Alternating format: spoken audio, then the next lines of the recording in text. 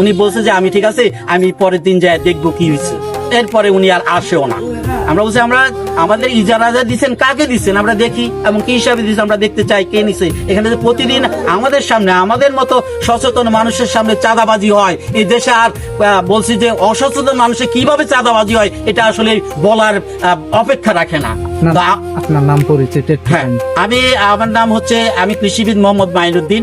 আমি এখানে মেসেজ প্রগতি ট্রেডার্সের স্বত্বাধিকারী। পাশাপাশি ভাবে আমি জয়াক কলেজে কৃষি বিজ্ঞান বিভাগের অ্যাসিস্ট্যান্ট প্রফেসর হিসেবে কর্মরত আছি। তো আমরা এর পরবর্তীতে আমরা বলছি যে তাহলে আমরা আপনার বিরুদ্ধে আইন অনুযায়ী আমরা ব্যবস্থা নিব। এর প্রেক্ষিতে আমরা ইউনো মহোদয়ের বিপক্ষে তার যে এই সমস্ত কার্যক্রম এইগুলোর বিরুদ্ধে আমরা জেলা প্রশাসকের কাছে আমরা দরখাস্ত পেশ করছি। সাথে সাথে ওটা দরখাস্তটা আবার আমরা সচিব, সংস্থাপন মন্ত্রণালয়ের সচিব বরাবর আমরা অনুলিপি প্রেরণ করছি।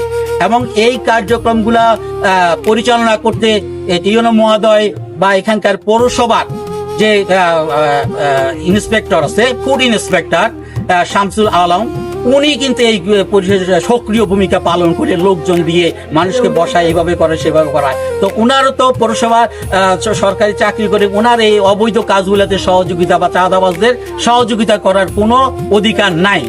পরবর্তীতে আমরা উনার বিরুদ্ধে উনার প্রশাসন, উনি হচ্ছে স্থানীয় সরকার মন্ত্রণালয়ের সচিব বরাবর দরখাস্ত ডিসি অফিসে আমরা উনার বিরুদ্ধে অভিযোগ প্রেরণ করছি। এরপর ওনারা মানে ডিসি অফিস থেকে বা মন্ত্রণালয় থেকে কি ব্যবস্থা নিছে এখনো আমরা জানতে পারি নাই।